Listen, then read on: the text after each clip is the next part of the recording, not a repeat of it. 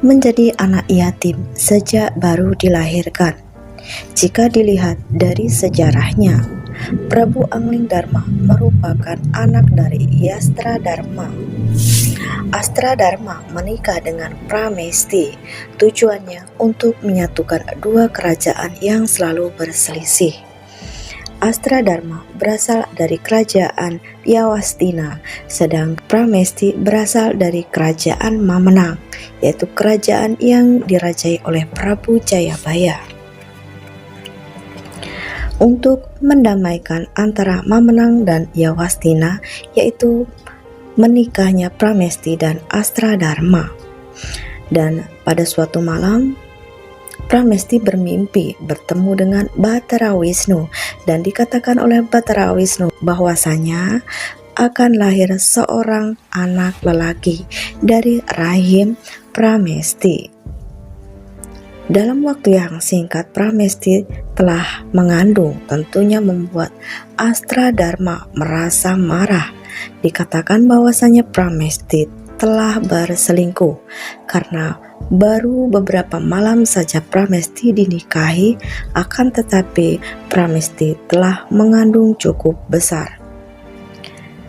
Astradarma lalu mengusir Pramesti, dan Pramesti ini hidup terlunta-lunta, pulang ke Mamenang dalam keadaan yang sangat lemah karena harus melakukan perjalanan yang sangat jauh dengan hanya berjalan kaki saja.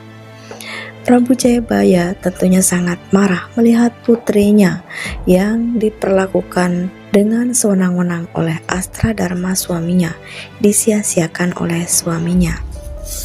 Sehingga Prabu Jayabaya mengutuk kerajaan Yawastina tenggelam, dan akhirnya Astradarma pun tenggelam bersama dengan kerajaannya. Dan ini bisa dibilang Astradarma merupakan ayah dari Anglingdarma yang meninggal dunia di saat Pramesti tengah mengandung Anglingdarma, dan Anglingdarma lahir. Bersamaan dengan itu wafat pula Prabu Jayabaya, dan untuk kerajaan digantikan oleh sang paman yang memimpin kerajaan. Dan Prabu Anglingdarma hidup hanya bersama dengan ibunya, menghabiskan masa kecilnya tanpa ayah. Jadi seperti itulah masa kecil Prabu Anglingdarma menjadi anak yatim.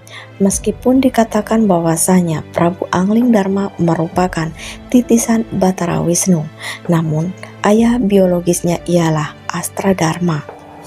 Sedangkan untuk Batara Wisnu merupakan ayah dari mimpi saja. Jadi itulah masa kecil Prabu Anglingdarma yang cukup sulit dalam menapaki hidup masa kecil yang sendirian tanpa ayah.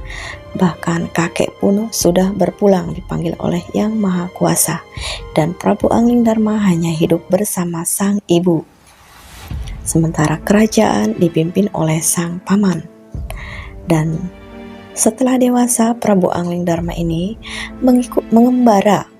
Kemudian bertemulah dengan Patih Batik Madrim yang kala itu merupakan putra mahkota kerajaan Malwapati, yang memberikan sayembara barang siapa yang bisa mengalahkannya, maka ia akan menyerahkan tahtanya berserta dengan adiknya.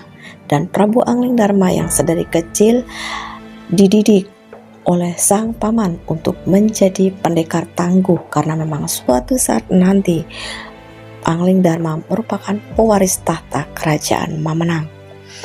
Akan tetapi sebelum kerajaan Mamenang itu dipimpin oleh Prabu Anglingdarma, dan Prabu Anglingdarma sudah lebih dulu menjadi Raja Malwapati karena telah berhasil mengalahkan Batik Madrim dalam sayembaranya, dan Prabu Anglingdarma menikahi Dewi Setiawati. Dan akhirnya Prabu Anglingdarma menduduki tahta di kerajaan Malawapati.